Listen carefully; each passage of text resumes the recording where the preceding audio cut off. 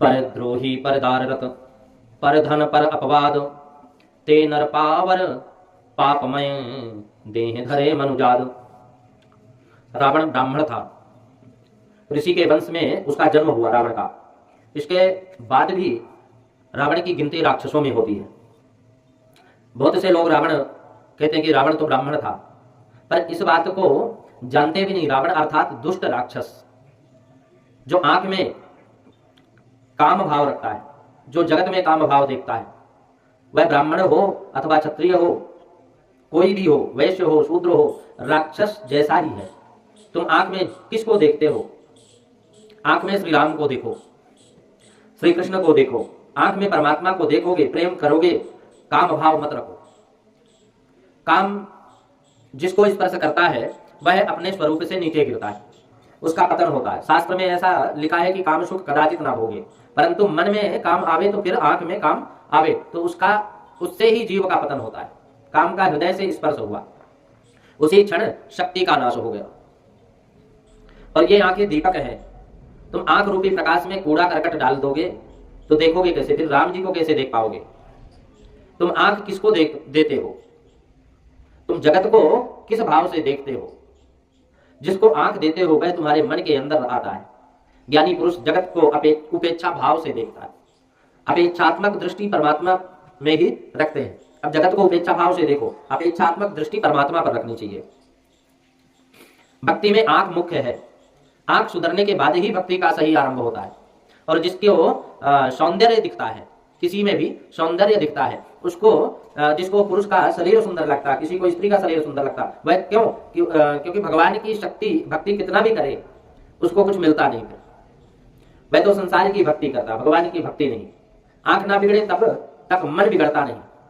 रावण की आंख बिगड़ी तो रावण का मन भी बिगड़ा, रावण की वाणी भी बिगड़ी, रावण का समस्त जीवन ही बिगड़ गया।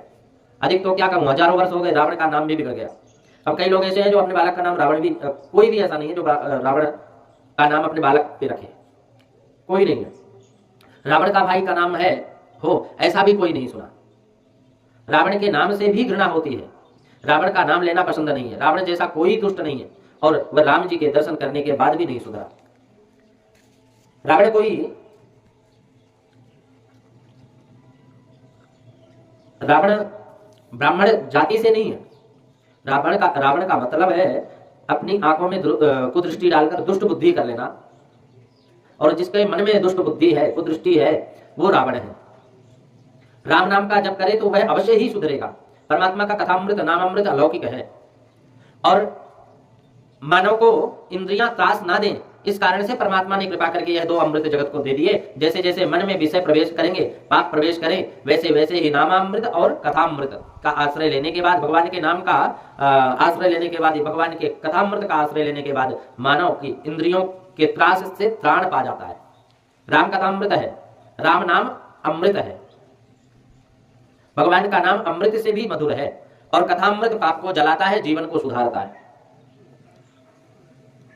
सबको भक्षण करने वाला जो काल है, उसका भक्षण करने वाले श्री राम जी है। रावण को मारने के लिए राम जी को इतनी खटपट, इतनी लीला करने की आवश्यकता नहीं थी। राम जी तो परमात्मा है, सर्वशक्तिशाली हैं, काल के भी महाकाल है, और संकल्प मात्र से रावण को मार सकते थे। परंतु राम जी ने यह समस्त लीला इस कारण से ही की कि जो लोग रामायण का पाठ करें, श्रवण करें, उनके उतने समय तक जगत को भूल सके। श्री राम जी ने रावण को मारने के लिए अवतार धारण नहीं किया, परंतु कलयुग के लोग यह लीला सुनकर अपने उनमें तन्मय हो, इसलिए यह समस्त लीला की है। वरना संकल्प मात्र से ही रावण को मार सकते थे। भगवान की लीला कथा मोक्षदायी है। अवतार दशा में भगवान बहुत जीवों का उद्धार करते हैं, परंतु अनावतार दशा में, अर्थात जब परमात्मा प्रत्यक्ष विराजे नहीं, उस समय राम कथा अनेक जीवों का, प्रभु का मार्ग बताती है, अनेक जीवों का कल्याण करती है। कितने लोग जो रोज मंदिर में जाकर दर्शन करते हैं और बाहर जाकर पाप भी करते हैं, ऐसे लोग दर्शन करते हैं फिर भी उनका स्वभाव सुधरता नहीं। तो मानव का व्यवहार जब तक शुद्ध होता नहीं तब तक उसे भक्ति में आनंद आता नहीं। भक्ति बहुत करता है, परंतु व्यवहार शुद्ध नहीं रखता। इससे उसको भक्ति में आनंद मिलता, जो मिलना चाहिए वह नहीं मिलता। फिर व्यवहार में पाप करे, दंभ करे, उससे भक्ति का जैसा फल मिलना चाहिए वैसा नहीं मिलता। कितने लोग मानते हैं कि व्यवहार में थोड़ी भूल होती है और पाप भी करना पड़ता है। व्यवहार में थोड़ा पाप हो जाए तो दोष नहीं कहलाता। मंदिर में जाकर थोड़ी भेंट रख दे, दर्शन कर ले, उससे भगवान सब पापों को भस्म कर देते हैं। भगवान कहते हैं कि तू ऊपर जा, आ, फिर तुझे मैं, तू ऊपर आ, फिर मैं तुझे बताऊं। मैं पापों को भस्म करता हूं, तुझे धिक्कारता हूं कि मंदिर में तुम दर्शन करो, भेंट धरो, भेंट चढ़ाओ, प्रणाम करो, उससे भगवान तुम्हारे पापों को भस्म कर देंगे। यह संकल्पना बिल्कुल खोटी है। अगर कोई चाहे कि पाप करके भगवान के मंदिर में जाकर दर्शन करेंगे, दक्षिणा चढ़ाएंगे, पाप कम हो जाएगा, तो कभी ऐसा नहीं होता। व्यवहार में पाप करना ही पड़े ऐसा नहीं है। निष्पाप होकर भी व्यवहार हो सकता है। तुम अधिक भक्ति न करो तो कोई बाधा नहीं है, परंतु व्यवहार को शुद्ध रखो, पाप को छोड़ो। पाप को कभी साधारण मत गिनो। साधारण चिनगारी भी किसी समय सब कुछ जलाकर भस्म कर देती है। समय बहुत बड़ा अनर्थ कर देता है। मेरे हाथ से बिल्कुल पाप ना हो ऐसी इच्छा हो तो इसमें परमात्मा को देखने की आदत डालो। और चोरी, हिंसा, व्यभिचार आदि तो महापाप है ही। ये साधारण पाप नहीं है। जगत में सर्वत्र वैधानिक रूप से इसको अपराध माना गया है और यह धर्म दृष्टि से इनको पाप माना गया। इनके अलावा भी दूसरे पाप हैं। ज्ञानी पुरुष भेद दृष्टि को पाप मानते हैं। ज्ञानी पुरुष अद्वैत भाव के स्थिर होते हैं। ये मानते हैं कि मेरे अंदर जो शुद्ध चेतन आत्मा है वह सब भी है। वे सब में स्वयं को और स्वयं में सब को देखते हैं। सर्व सभी को जहां भेद है वही भय है। सर्वभूतास तथात्मानम सर्वभूतानि चात्मनि। जहां भेद है वही भय है, राग द्वेष है। ज्ञानी पुरुष जगत को अभिन्न भाव से देखते हैं और मार्ग में एक ही सत्ता है, ईश्वर तत्व एक ही है, ईश्वर, और वह सब में विलास है। सब जो भेद दिखाई देता है वह माया के कारण दिखता है। आकाश में सूर्य नारायण एक ही है, परंतु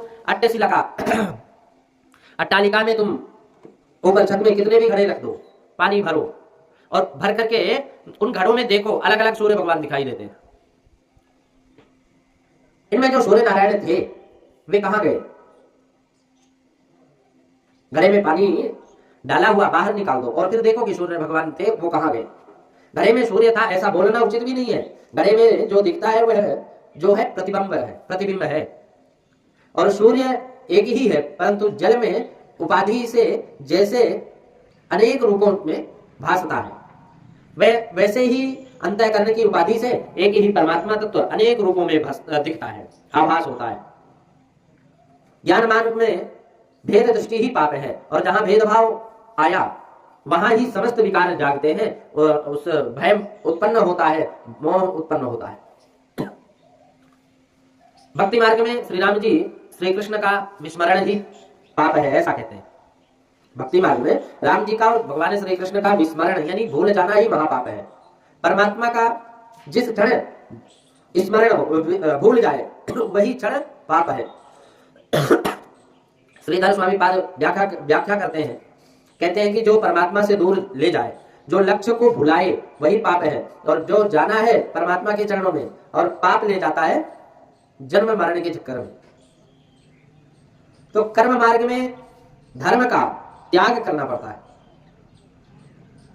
त्याग करना पड़ता है धर्म मार्ग में। कर्म मार्ग में धर्म का त्याग पाप माना गया है। धर्म का कर्म ज्ञान में त्याग अगर करते हैं तो वो पाप है। और जिसका जो धर्म प्रभु ने निश्चित किया वह परमात्मा की आज्ञा को भंग करे, अपने कर्तव्य पर बराबर आरूढ़ ना रहे, संकल्पित ना हो और धर्म का पालन ना करे, यह कर्म में पाप माना गया। ज्ञान मार्ग में पाप दृष्टि भेद, भक्ति मार्ग में पाप प्रभु विस्मरण और कर्ता मार्ग में पाप स्वधर्म का त्याग। बाह्य रूप से देखने में इनमें परस्पर भेद जैसा दिखता है, परंतु सिद्धांत एक ही है। पाप से बचना है तो सबसे पहले भेदभाव को हटाओ, भेदभाव रखो पाप से यदि बचना है। सब में भगवत भक्त रखकर व्यवहार करो। सब में एक ही प्रभु विराजते हैं ऐसा समझकर व्यवहार करोगे तो भी व्यक्ति बनेंगे और वो